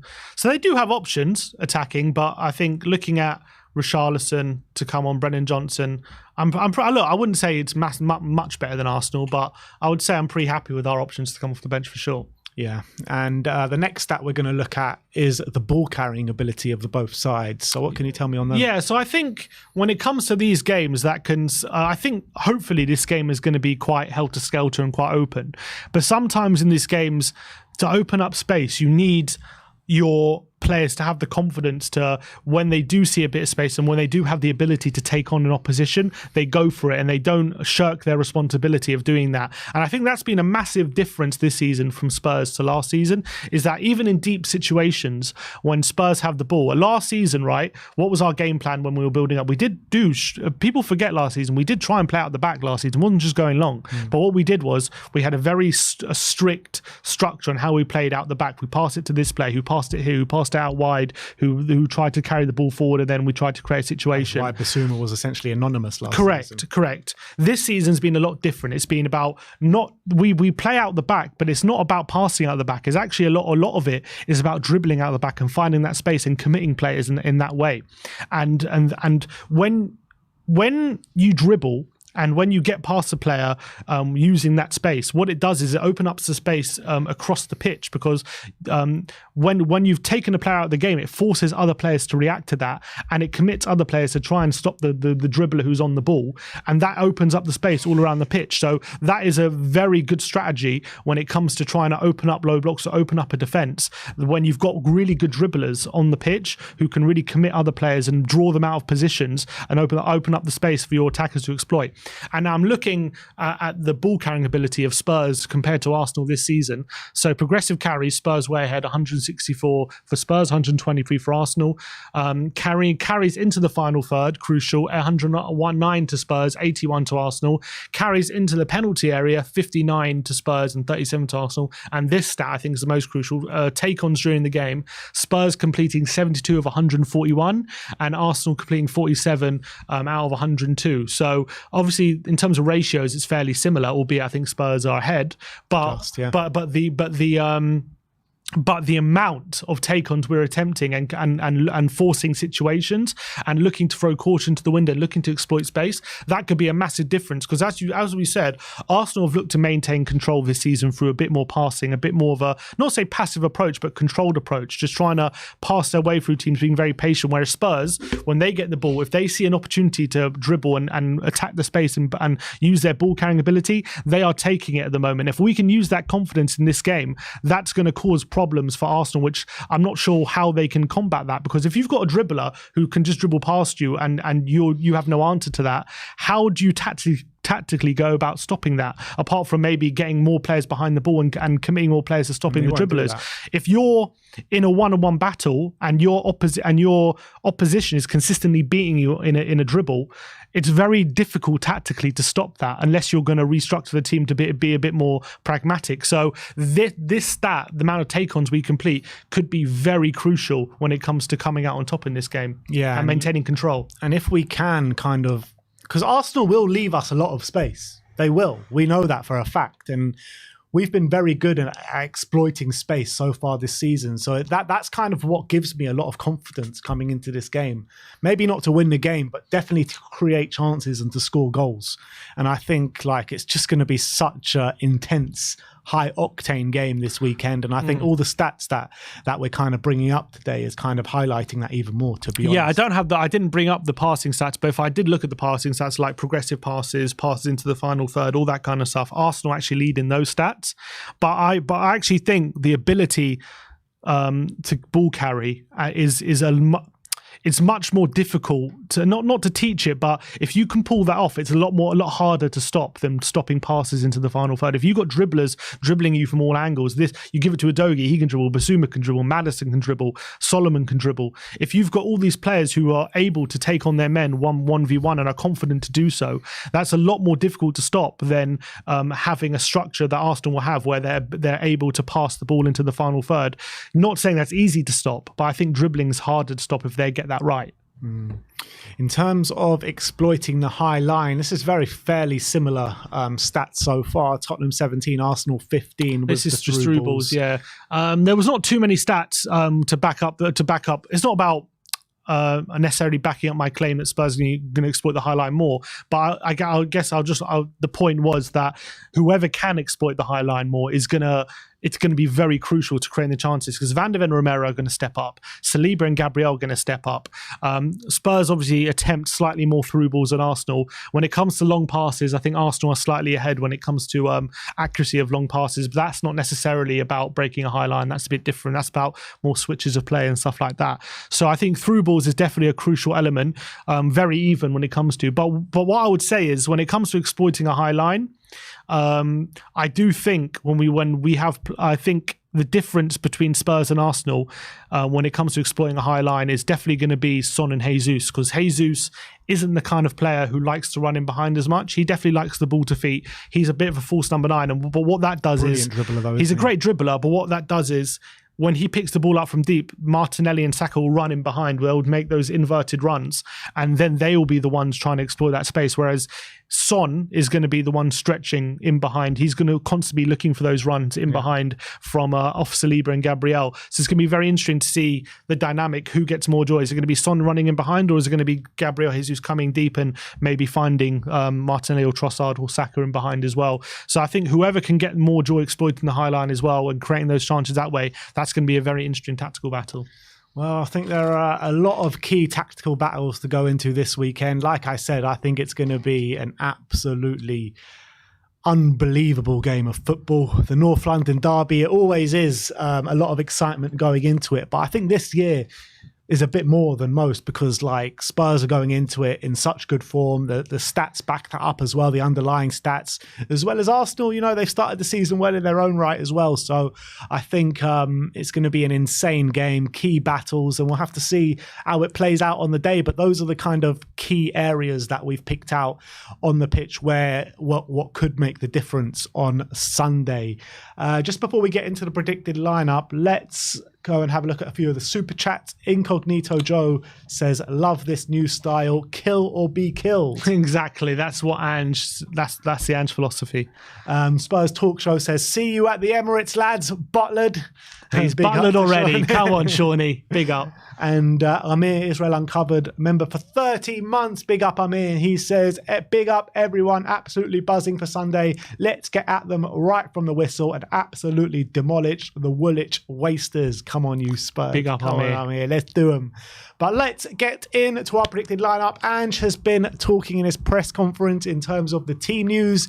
Yeah. And what have we got to look at? So obviously, he's on the graphic, but Ivan Perisic is obviously out for the season. He's going to be unavailable for this game. He mentioned Lo Celso, Bryan Hill and Bentancur being a few weeks away, but hopefully they can be slowly integrated into the team over the next few weeks. So hopefully they're not too far away.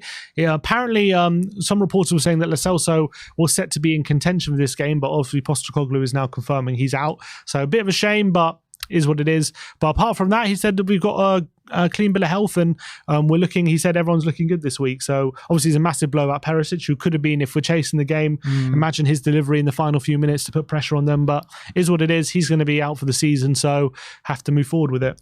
Yeah, it is a massive blow, to be honest, to lose Perisic, because he's come on and made a difference already a couple of times this season. So with the elite crossing ability that he does have, it's going to be a big blow for us if we need those kind of options in the latter stage of the game. But let's get into the predicted lineup. In goal is obviously going to be Venom Vicario, and I've been so impressed with him this season. Yeah, 100%. And have you seen some of the clips of him in training as well? He is looking sharp as ever. He's made some serious saves, so he's looking like he's going to be sharp in this fixture. And I think it's crucial because we've seen what a difference some goalkeeping mistakes can make in this fixture over the past couple North London derbies, when Lloris has made 2 howlers, has really switched the momentum of the game. So hopefully Vicario can avoid having that kind of level of mistake. Then hopefully we can go a long way to not being overawed by the occasion that we have been. Yeah, let's just hope Vicario keeps as he kind of has been all season, and it'll be a nice kind of welcome that we don't have a goalkeeper throwing it into their own net, to be honest, in the North London derby. Let's move on to the right back. It is a toss-up between Porro and Emerson. There's a good case to play both of them, to be fair, but we are siding with Pedro Porro on this one. Yeah, I think so. I think his ability on the ball just outweighs maybe what he's missing out defensively, and as well, I want to give him reward for what has been a very good, solid defensive start to the season as well for Porro. He seems to be improving week on week, and I think if there is a chance to play a ball in behind or a deep through ball, I do think Porro is definitely the one who's going to be able to pull it off. Obviously, he's probably going to have Trossard on his side, so he's going to have to make sure that he's got him on lock, but I'd much rather have Porro in the team, in my opinion, than Emerson. In terms of the right centre-back, you already know who it's going to be. It's going to be Cuti Romero. He's been unbelievable this season. Only one throughout the whole season so far, and I think he's going to be so vital in probably stopping what Gabriel Jesus has to say in this game. Yeah, especially because Jesus is definitely the kind of player who likes to pick the ball up in deep position, so it's going to be on Romero to either make sure he's not able to turn when he does pick up the ball, or if he is picking up the ball with his back to goal, he's nipping in with those challenges, being super aggressive, being proactive. And look, Romero, I remember the Emirates did not have a good game last time. I remember Jesus kind of ran rings around him. So he's going to have to put that right in this game. And I'm confident he will be, because I think he started the season impeccably. Yeah, and alongside him is obviously going to be Mickey van de Ven. And it's just such a breath of fresh air going to the Emirates with 2 solid centre-backs for once. Yeah, 100%. And he's going to have a big word to say when we are playing a high line, and maybe if Arsenal are trying to catch us over the top with some long balls. I think Van de Ven is going to be very, very important when it comes to getting across,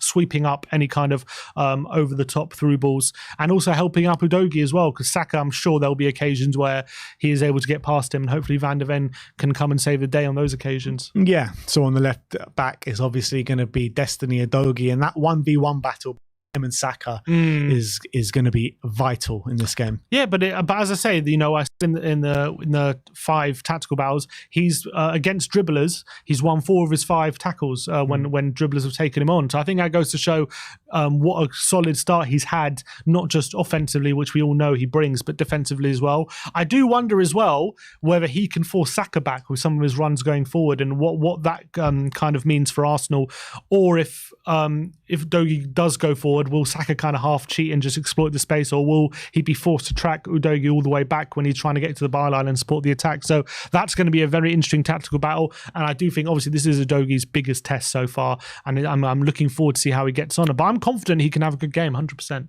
Yeah, it's all of their biggest test so far, let's be honest. But let's run through that back line with you guys one more time. Is Vicario in goal, Pedro Porro right back, Cuti Romero right centre-back, Mickey van de Ven left centre-back with Udogie in the left-back position. In the number 6, for me, the most vital man on the pitch is Yves Bissouma. 100%, and his ball-carrying ability is going to be so important in this game if we're going to maintain control of that midfield. If he can carry the ball as effectively he has been in the first 5 games of the Premier League, I think Arsenal are going to really struggle to stop him maintaining control, and that's going to be very, very difficult for them to kind of put a plan in place as to stop him, because if he's consistently breaking the lines with his ball carrying ability, apart from committing players to stop him, how do you stop that? And that's going to be crucial. If he doesn't get as much joy, then I do worry that Arsenal might take control of midfield. But the way he's playing, there's no reason to not be confident that he can't strut his stuff at the Emirates. And if he does, it's going to be a sight to see. And if he does do what we're predicting or what we're hoping for, is he going to get kind of the credit he deserves from the opposition? Because Arsenal fans are just coming into this being like, yeah, he's all right. He's I think then for a rude awakening, in my opinion, I reckon they're going to be shocked by how good Basuma is. In terms of the right-sided midfielder in the central positions, we're going to go for Pape Matar Sarr. Cast your mind back, actually, to the North London derby at the Tottenham Hotspur Stadium the back end of last season. You know, he was thrown into the deep end in that game, and he was one of the only ones to come out of the game with his head held high, to be honest. And now he's in like a more settled team, a more attacking team, a more team that plays to each and every player's strength. What are you expecting from him? Yeah, obviously I'm expecting, the endeavour that he's been showing the first 5 games. But what could be an interesting dynamic is, obviously he's not one of our main midfielders, so and I think he's been playing this role very effectively so far, kind of going under the radar when it comes to our attacking in the final third, being that extra man that no one's picking up and popping up on the edge of the area, getting some shots, making late runs into the penalty box as well. And I feel like if he can very much go under the radar in this game, and Arsenal need to be careful that if Sarr he can definitely play. We've seen that already this season. We know off the ball, we know what he's going to give. He's going to give tireless running. He's going to make life difficult for Arsenal with his off the ball ability. But on the ball as well, I think he could always be that spare man. He could be that one buzzing around the final third unmarked, because I think it could be one of those players who kind of goes under the radar for Arsenal. So he's definitely one to watch out for. He's got a chance of getting on the score sheet this weekend, Pape Sarr, I reckon. I would say so. And then the third midfielder is obviously going to be James Maddison, who's been the best player in the league, player of the month, and he's just so vital to the way we play. Yeah, and as I say, I think between him and Odegaard, who gets the most joy when they do pick up possession is going to be vital as to who comes out on top in this game. And he's just been so good. I do want to see Maddison as well in this game, coming a bit into the deeper areas and picking up the ball and relieving some of the pressure when Arsenal are looking to press, because I think he's been so effective in those areas. But when it gets to the final third, if they're not on him, if Declan Rice doesn't have him on lockdown, he can really hurt them. So and as well, I reckon Maddison-Son link-up is going to be very crucial in this game. If he can find some Son runnings in behind, which I see him looking for a lot, human Son with his runs in behind. I think they're already starting to get a relationship. So I think Maddison's crucial in this game. So that's a midfield 3 of Bissouma, Sarr and Maddison. In terms of the right-hand side of the attack, Dejan Kulusevski, who was really unbelievable the last game. Yeah, and I think is going to be crucial in this game as well, because with the front line we've predicted, I think he's the only one who really offers us a bit of physicality in that front line. So if we are going to go direct, which you might need to, if you're like, say, we're struggling to deal with Arsenal's press, which might happen, probably will happen at some point during the 90 minutes. Sometimes you just need the outball to go long and try and get up the pitch and give it to a player who can compete physically and make it stick. And I do think Kulusevski has been our player so far this season that we've looked to, and especially when you think about he's going to be going up against Zinchenko physically for those long passes. I definitely back Kulusevski to win that physical battle. And as I say, he's been very good at carrying the ball in the penalty area. He's been so creative. I've been really happy with him this season so far. So I'm confident he can give Zinchenko a real tough time in this game. So I'll be backing him to start. And as the number 9, it's obviously going to be Captain Fantastic Heung-min Son. And he's had the Sheffield United game was difficult for him because he was just crowded out of the game for the most part with Sheffield United's low block. But this is a game where he can really come alive in. Yeah, and I think goes under the radar as well. He has a pretty good record against Arsenal, doesn't he? As much because I think it's always overshadowed by Kane's unbelievable record in the North London derby. But Son, in his own right, has scored quite a few goals against Arsenal, and not only that, I believe he's won quite a few penalties as well. Especially at the Emirates, I remember off the top of my head a few times he's won penalties at the Emirates as well. So I'm confident he can really cause Arsenal a lot of problems, and obviously his running in behind, that's going to be, I think, our biggest weapon when it comes to exploiting the space from Arsenal's high line. And if he gets a chance one-on-one, a bit like Brennan Johnson did at the Emirates, which he fluffed, I don't think Son will fluff it. I think he's a clinical finisher, so I'm backing him to really take him to the sword. Well, I'm just looking at the stat now. Son has the same amount of North London derby goals as Thierry Henry. How many is that? 5. So he's pretty decent. He's got quite a good record. Obviously, Kane is top with 14. Adebayor is second with 10. And then Robert Pires with 8. And then it's 5 for the few players on 5 with Son, Van Persie, Henry and Bale. Can he break Kane's record? 14. 9 more goals in North London derbies? No chance. You never know. No chance. But Sonny up top, and then to make up the final 11 will be Manor Solomon on the left-hand side. Yeah, I think there is definitely a question who we should go for. Should it be Solomon or Johnson in that front line? I do see the pros to picking Johnson just because he's got surreal pace in behind, and I think he can be a bit more direct than Solomon. But I do think there's also a case for Solomon because I think for not only is he in good form, but his dribbling ability could cause Arsenal a lot of problems. I highlighted before that Ben White hasn't been so good when he's been faced dribblers so far this season, and Solomon has been excelling so far when he's been one-on-one with his fullback and trying to beat them, and obviously he's been getting assists as well, and I think it's just good reward for his good form. But I think tactically Johnson might be the better option, but I do see the worth of Solomon tactically as well, not just because of his form. So I think we're going to side with Solomon because he's been playing well recently. All right, so let's run through that lineup with you guys one more time. So in goal, we've got Venom Vicario, right back Pedro Porro, left back Destiny Udogie, left centre back Mickey van der Ven, right centre back Kuti Romero with Bissouma, Sarr and Maddison is the midfield three. Manor Solomon on the left, Dejan Kulusevski on the right with Heung-min Son up top. You sticking with the 3-2? Sticking with the 3-2. That lineup hasn't changed my prediction. I just didn't look, and to be fair, I think when we do have that first 11 out there, I just think that it's a really good first 11. I think it can compete with a lot of teams. I think obviously when we have injuries and stuff, and other players have to come in who can't really perform the roles that we've got in the team, I think maybe the system will start to slow down. But as long as we can keep that 11 fit, I think we can give a lot of teams trouble this season. Who's going to get the goals? I'm going to go Sonny's going to get 1. I reckon Madders is going to get 1. And I think an own goal. Yeah, I mean, I said 2-1. So I'm going to say Sonny in the first opening minutes, catch them out early. And then I'm going for Maddison free kick in the latter stages of the game. All right. And scenes to absolutely occur in that away end. I cannot wait. Come on. But that is our predicted lineup. Let us know your lineup in the comment section below. We actually don't have the headphones. We're just trying to look for our headphones. Currently, we don't have them at the moment. But we know we got someone very eager to talk to us in the back end. So we're going to try get to him in a second. But Sim's going to try and sort out... Sim's going to try and sort out those headphones for us.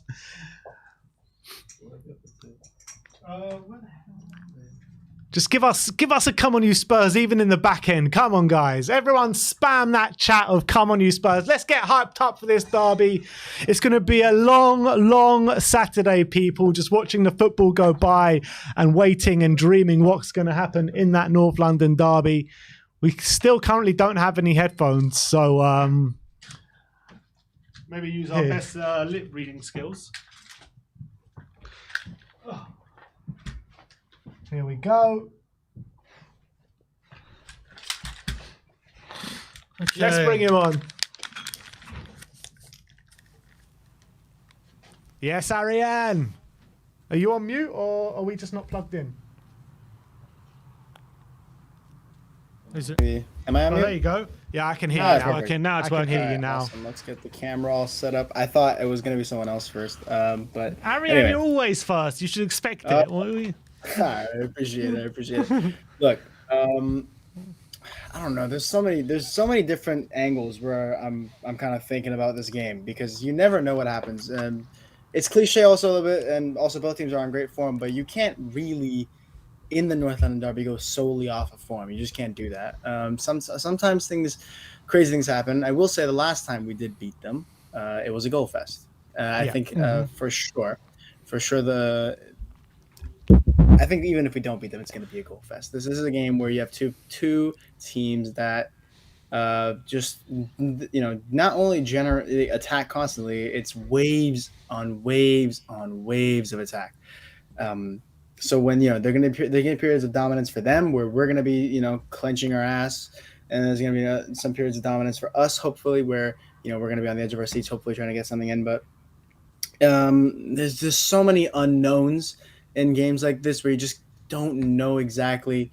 One bounce or one duel can get the crowd ramped up, and that's going to be the difference for one goal, right? Stuff like that. Just some very small unknowns that we just can't sit here and predict. But I will never, ever predict a loss for Spurs against Arsenal in my life. I will never go into a game against Arsenal Love thinking we're that. going to lose. I will never actually do that. Even if I think we might not get a result, I will never go past the draw. But I think I've never been more optimistic than maybe in that maybe that night that we did beat them 3-0 at our ground that got us top four. I think maybe I was very optimistic. But besides that, I've never been more optimistic going to the Emirates. We didn't even go to the Emirates then. So yeah, no, going to the Emirates, I've never been more optimistic against Arsenal. I've just after our last two trips to the Emirates, first one to Nuno, we were going to the Emirates having won three of our first four games and ended up getting turned over. Under Conte last season, we went. It was our 8th game of the season, and we had won 5 and drawn 2 of our previous 7 games. Ended up getting turned over. So what would you say to like Arsenal fans who are saying, "Oh, we've seen it all before. You've had a good start, and you're just going to come to the Emirates and get turned over. Nothing's going to change." What would you say to Arsenal fans who say that? First of all, it's nonsense. The Nuno one, especially, because I'm pretty sure we lost to Crystal Palace before we lost to them 3-0. Yeah. But for the Nuno one, on every account, we all saw was. I mean, the third 1-0 win against Watford was probably the worst game of football I've ever seen in my life, like ever. Where we scored off of an accidental free kick that was a cross. So just that Nuno thing will always be some. It's just one of those things that they say that they don't really know the context of. And the Conte one, we were horrible. I don't even think we were good leading up to that Emirates game, let alone even compared to Nuno. So last two Emirates visits was say, "Oh, we shut you down after you look good" or whatever. It's nonsense. Oh, yeah, we could start with new Ange. We've seen it all. We haven't seen Ange at all. Ange is a new animal, not just for Spurs in the Premier League. Ange is a new animal. There isn't managers like Ange just riddled everywhere, and especially at Tottenham, his personality, his tactics, even though that we've historically been a team that likes to play on the front foot, likes to play attacking football. Even this electric kind of waves on waves on waves of attack, we've always been a team that throws caution to the wind, but we've never done it so effectively in the first 5 games. This is our best start since 1960 something or 50 something. 65, 65. 65. There you go. Like that's not just some another Conte or another Mourinho and another Nuno. And we don't even have to think of analyze the style of play, which is completely revamped. There's every sort of metric, every angle you look at this Ange Postecoglou era compared to any other manager or any other time period at Spurs or any other club ever at all. It's not the same at all, and they're just writing us off because they're either ignorant or scared. In terms of, there's a lot of key individual battles that are going to be going on the pitch on Sunday. Which ones do you reckon are the most key for us if we're going to go and take all 3 points this weekend? For us, it's whoever's on the right against Zinchenko. Or for us, it's 100% whoever it is, because Zinchenko is a liability when it comes to defending. Whether it's Brennan Johnson, who's going to burn him for pace, or I think maybe Kulusevski, who can take him physically. I think that would probably be what Ange goes with. That's what I would go with. He is weak, and he is not defensively capable whatsoever. He's a masterful technician, but he's a left back. That's the thing. So that's not going to help you too much when it comes to the defensive side of the game. And I hope that's the duel that we end up winning, because it's the most important one for us. There's duels that are important for us not losing, like Basuma versus Rice or like Udogi versus Saka. But the duel that's going to win us the game, I think, is whatever Kulusevski ends up doing in Zinchenko, because if we're going to expose a defensive liability, it's not going to be through Saliba. He's a wonderful center back. If Gabriel's on it, which sometimes he's not, to be fair, if Gabriel's on it, though, he's also going to be very tough to go through. You did mention that Ben White doesn't have statistically the greatest defensive, his tackling and all that, but he is still a much better defender than Zinchenko. If there's any way we're going to be able to take them defensively, it's going to be carrying that ball into the box against the defensively inept Zinchenko. And Kulusevski has so far been the best player in the Premier League at carrying it into the box like that, like you said. So that's the most important. That's where the game's going to be played for us, I think. How much of an influencing Maddison will have on it? Because I think a lot of it will come down to who can make the most of their time on the ball. Will it be Maddison or Odegaard? So how do you see that kind of battle kind of playing out? Maddison, I think, has a massive role to play here. I don't think it's necessarily because of how he can link up the play, how creative he can be, and all that. And of course he can be, but I think there's certain players out there, and Madison's one of them, that can create a goal from thin air, whether it's a free kick, whether it's a long shot and stuff like that. And I think that is where you earn the title of maestro, right? Yeah. It's not when you're doing things like making these really nice these little tiki-taka moments and all that. And that's brilliant. We all love watching it.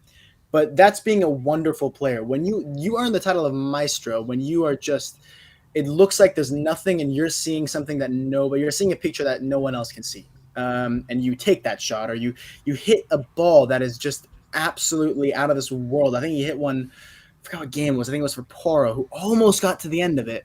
And just little stuff like that, those little moments. And I don't think Odegaard is as good at that as Maddison is. I think Odegaard is actually a superb finisher. For an advanced A or a 10, which Odegaard is, when he goes into the box, for example, you don't want the ball to end up on his left foot because he can punish you. And so can Maddison. But I don't think he has that.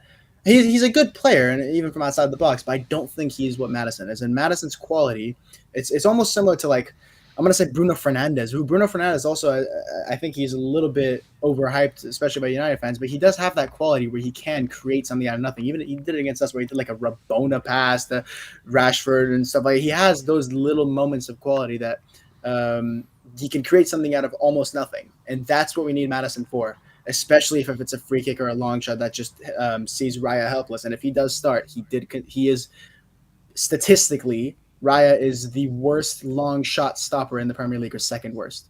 Raya has a very bad history when it comes to long shots. Is that right? I think, yeah, you can look at it. I was surprised you guys didn't bring that up, because that's Raya's biggest weakness. That's his biggest critique. When we were linked with him, there was a lot of people who were saying that's the concern that they have. He is very poor when it comes to long shots for a Premier League keeper. And I think if we have anyone in the world to exploit that, it's Maddison. Maybe Son and Sonny as well. Yeah, Son as well with those curled efforts from outside. So if we're ever going to punish Arsenal from outside the box, it's going to be if Raya is between the sticks. What's your thoughts on? We had a bit of a discussion about what our front three should be in this game. Do you go unchanged, or do you maybe bring in a Brennan Johnson or maybe even Richarlison for this one? I wouldn't bring in Richarlison, even though I love him. I don't think this is the game that suits his. That suits him, the way we're trying to play and all that. I don't think, maybe if we're down and we need some physicality, for example, if it's in the 80th minute or the 70th minute and we're still 0-0 or 1-0 down, I would then bring him on. But I don't think he needs to be starting. His skill set just isn't tailor-made for this. He's not really he can't really hit on a fast break that we might need to hit him a couple times, and he can't really link up play. He can't really create a goal from nothing. When it comes to set pieces, he could help us, I guess, but that's not where I want us to focus. So I wouldn't bring Richarlison in. Brennan Johnson is a curious case, because I think because he hasn't started for us, and because Solomon, for example, has been so good, I think it would be harsh because he'd be the one dropped, right? Because I think Kulusevski has to play this against Zinchenko on that right-hand side. Brennan's also not super comfortable on the left. And you said, is there a case to play a Johnson at striker and Son down the left? I don't think Son's been amazing down the left. I'd much prefer him to play at the central. And even if it is a very fluid kind of keeping him guessing kind of thing, I think I would rather start it with Solomon because he's a tricky player. He can also just open up a little bit of space. And I think those those half-yard spaces are going to be just where the game is won, whether it's for us or for Arsenal. It's going to be very tight, very very thin margins for the first goal, especially, and that's going to be the key moment of the game. So I think Solomon can do that better than Johnson, or at least we've seen him do it for Spurs. I'm not saying he is a better player than Johnson, but throwing him in for the North London Derby as his first start would also be an insane amount of pressure on him, and I don't think he also deserves sink or swim, Ariane. It's sink or swim. I think imagine you've played a super hard fought North London derby. It's the 65th minute. You're gassed. You've been going back and forth, running up, and because this is going to be electric, go up and down the field, everything, and you see the most lightning quick Brennan Johnson warming up. You're going to be scared. I think that there's also that way to think about it. I would rather see him as an impact sub, and I think the pace that he delivers, against tired legs, he could be a massive help for us in that scenario as well. Is there a case maybe for Johnson on the right and Kulu on the left? Would you consider that? I wouldn't do some. That's a change that's like bigger than I want it to be. Kulusevski down the left. We've never seen him down the left at Spurs, and he's been here for 2 years now. We've never seen him play on the left once, and I don't want some random this isn't Pep in the Champions League. We don't want to overthink it, right? Ange said as well, we don't want to change our whole identity to try and accommodate this Arsenal side, because we want to play our game, and our game isn't Kulusevski down the left. It just isn't.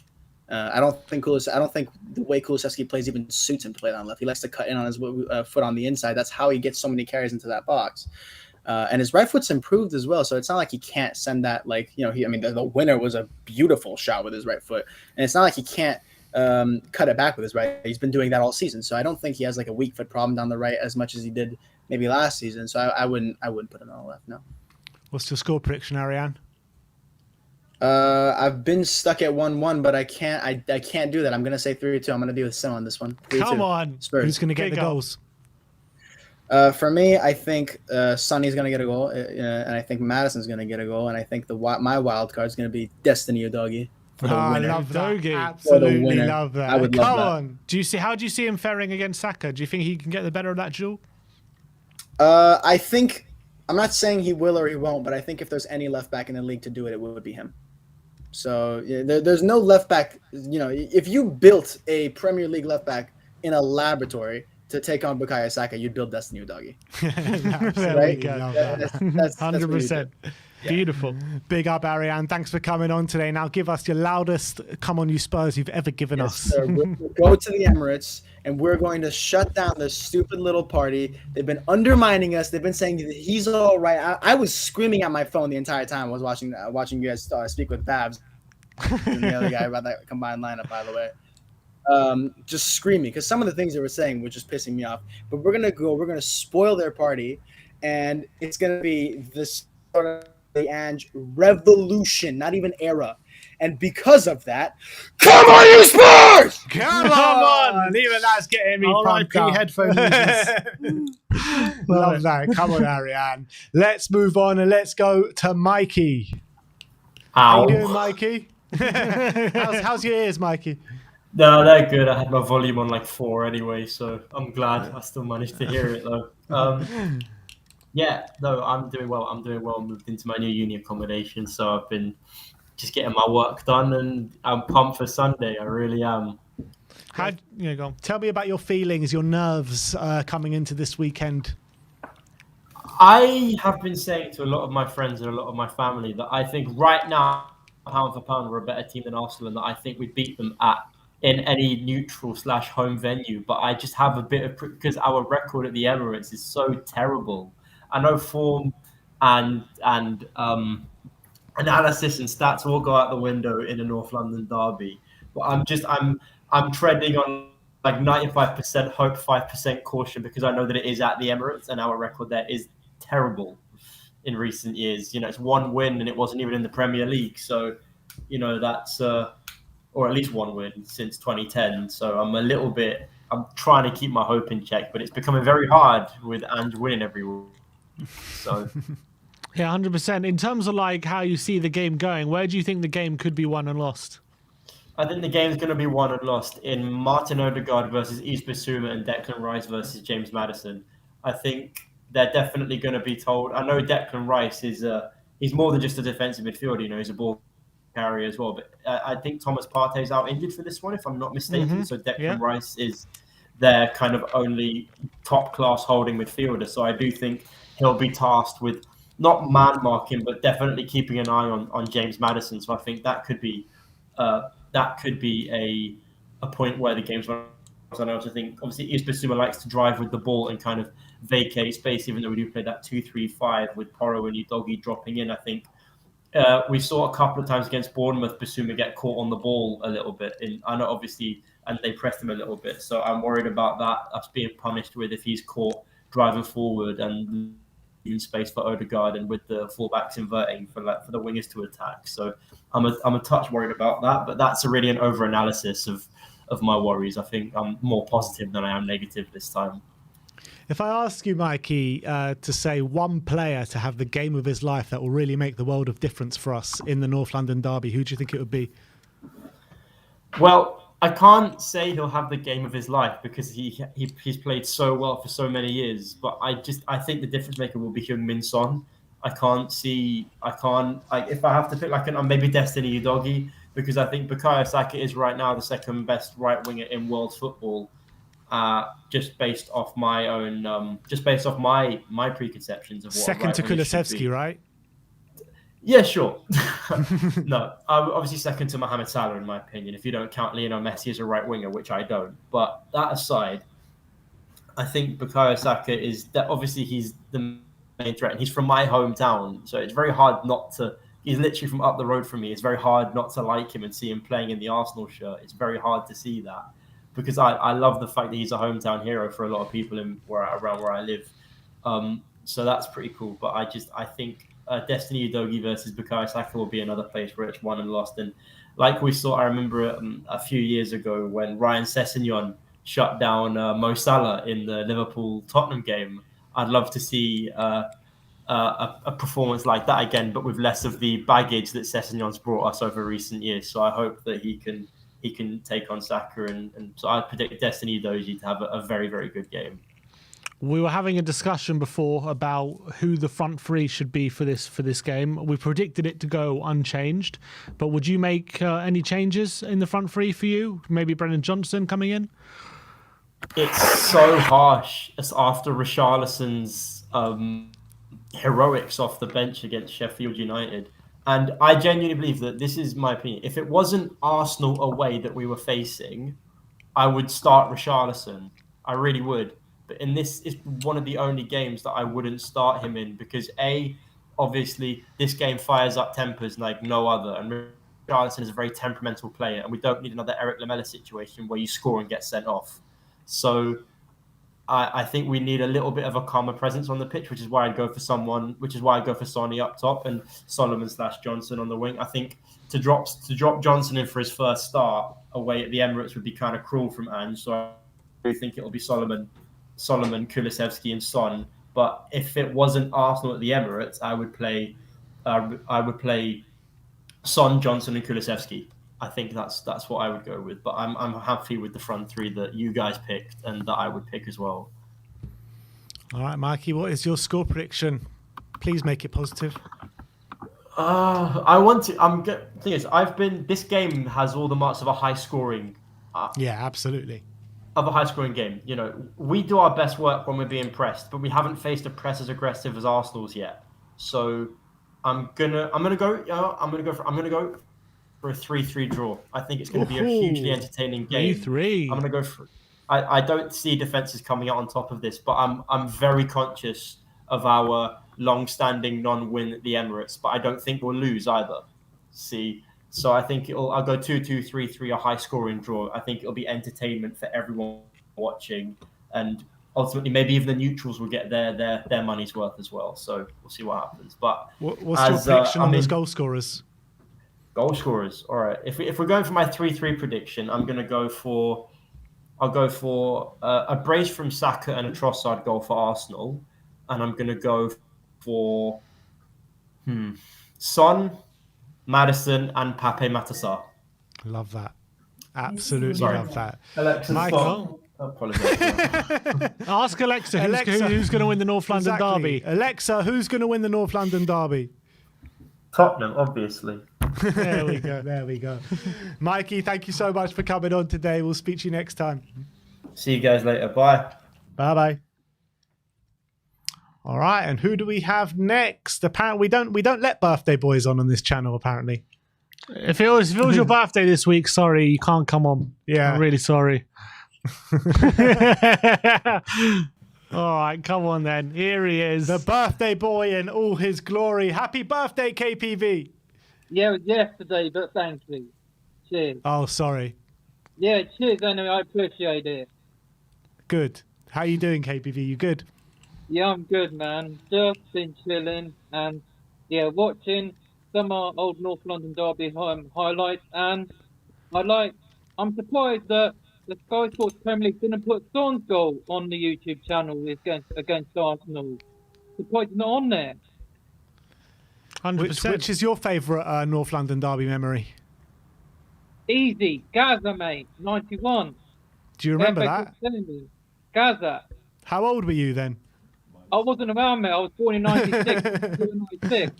That was a few months after. But nah, mate. My dad was around, but I wasn't, unfortunately. But yeah, that's our best. And I'm with Sim on this. Son will break the North London derby record. He only needs 10 goals, mate. But he can still break it. 10 goals, 14. Son will need to score 10. That would be 15, mate. So Son and Kane will be the all-time North London derby top scorers. And yeah. Bale got 5. We didn't mention Genus either, you two jabronis. How many's he got? The main Genus Genus. in a North London derby. He's not in. He hasn't even got 4, so he must have got 3. Well, then at least more Tottenham players have got North London derby goals than Arsenal. I know Perez and Henry got 5 and 8, but our players are better than theirs. And Bath and Eagles, you're chatting shit. We've got better squad. You lot think you're going to win the title, but fuck off, man. City are winning it. You're not winning it. You're not finishing above us. Are Spurs not winning a title? We're winning it, yeah, but we'll finish above them. Like, the double's on, people. We're out the Carabao Cup. I don't give a fuck.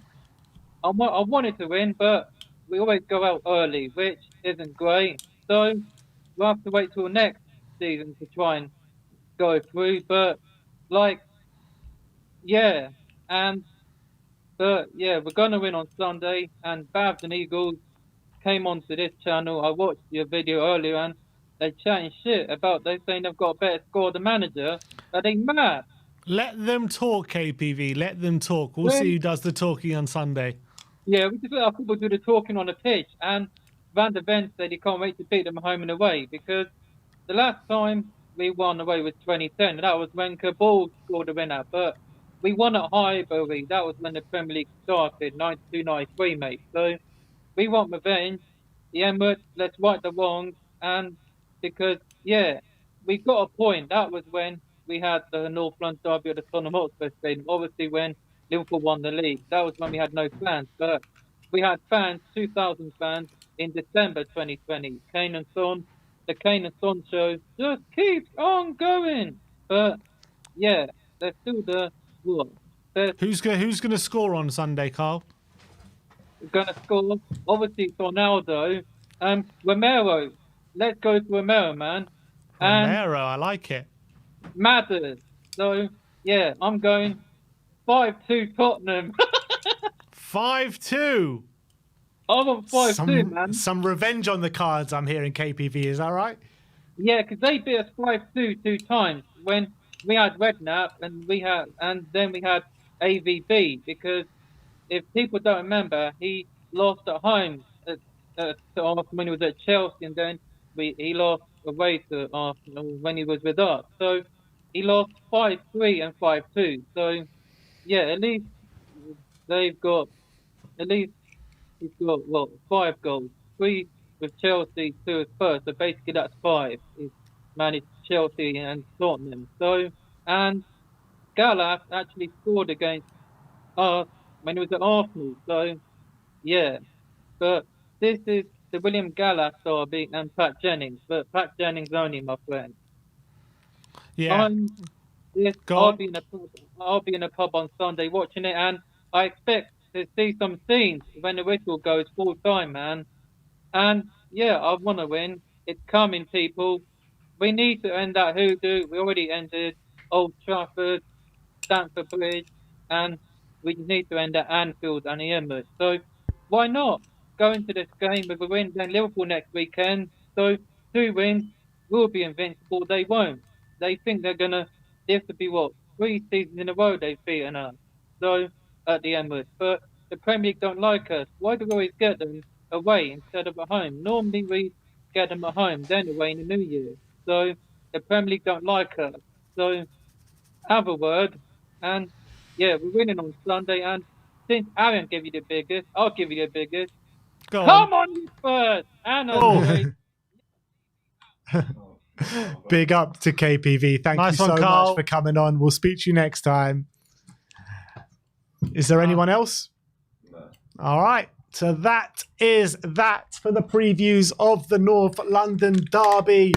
We have got Ashmatic and Marlon in the studio for you on Sunday. Me and Sim will be inside the ground behind enemy lines with Brian Daigle as well with us. Oof. So a lot of content coming your way on Sunday. So keep an eye out for everything and we'll see you all very soon. Let's go to the Emirates and let's make it 3 points.